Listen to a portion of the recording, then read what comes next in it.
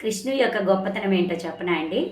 ఆయన లాస్ట్ దశలో అంతా మహాభారత యుద్ధం అయిపోయింది. పాండవులంతా ఇంకా మనకిక్కడ ఇంకేం లేదు అని చెప్పి వాళ్ళ రాజ్యాన్ని కూడా కౌరవులకు అప్పచెప్పేసి వాళ్ళ అన్నదమ్ములని వాళ్ళే చంపుకున్నారన్న బాధలో ఆ హిమాలయాలకు వెళ్ళిపోయారు.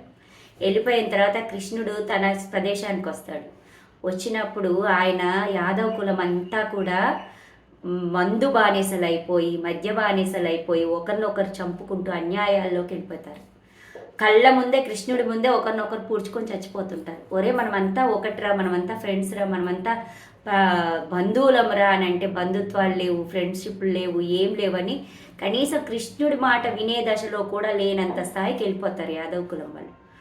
అప్పుడు కృష్ణుడు ఇది కాదు అని చెప్పి ఆ నగరాన్నంతా కూడా సముద్రంలో ముంచేశాడు.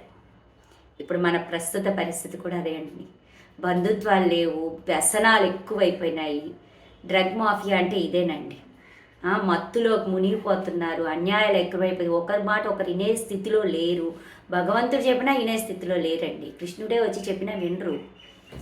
అట్లాంటప్పుడు దేవుడు ఏం చేస్తాడు? ఇంకా అక్కడ ఉండడండి దేవుడు. ఇంకా దేవుడు ఉండే క్వశ్చనే లేదు.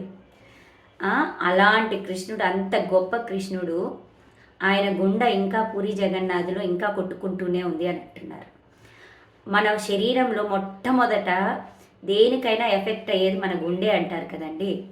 మరి కృష్ణుడి గుండె ఇన్ని యుగాలు ఎలా కొట్టుకుంటూ ఉంది అంటే మీన్స్ అప్పటి నుంచి కృష్ణుడు పుట్టినప్పటి నుంచి ఇప్పటిదాకా గుండె కొట్టుకుంటూనే ఉంది. మన గుండెలు ఎందుకు ఆగిపోతున్నాయి ఇంత తొందరగా?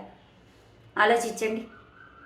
కృష్ణుడి గుండె ఎంత గొప్పదో ఆలోచించండి. ఆయన ఎంత గొప్ప వ్యక్తో చూడండి.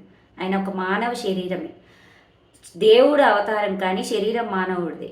అలాంటి మానవ శరీరంలో ఉన్న గుండె ఇప్పటికీ కొట్టుకుంటోంది.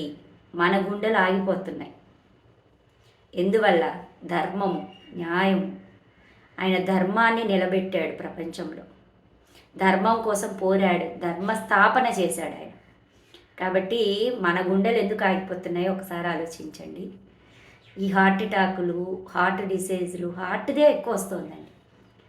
మరి కృష్ణుడి గుండె అంత కొట్టుకుంటోంది కదండి. అంటే ఆయన అంత గొప్ప జీవితాన్ని బతికాడో చూడండి మీరు. మనం మహాభారతంలో అండి, మనం ఏ యాంగిల్లో చూసుకుంటే మనకి ఆ యాంగిల్ కనిపిస్తుందండి. ఒక తల్లిగా చూస్తే తల్లి పాత్ర కనిపిస్తుంది, ఒక కొడుకుగా చూస్తే కొడుకు పాత్ర కనిపిస్తుంది, ఒక తండ్రి అంటే తండ్రి పాత్ర కనిపిస్తుంది, ఒక గురువు అంటే గురువు కనిపిస్తాడు. కాబట్టి కృష్ణుడిని చూసి కృష్ణుడి యొక్క మహాభారతము, భాగవతము, భగవద్గీతల వల్ల మనం చాలా నేర్చుకోవచ్చు. అదే కృష్ణుడి యొక్క గొప్పతనం. అర్థమైందా?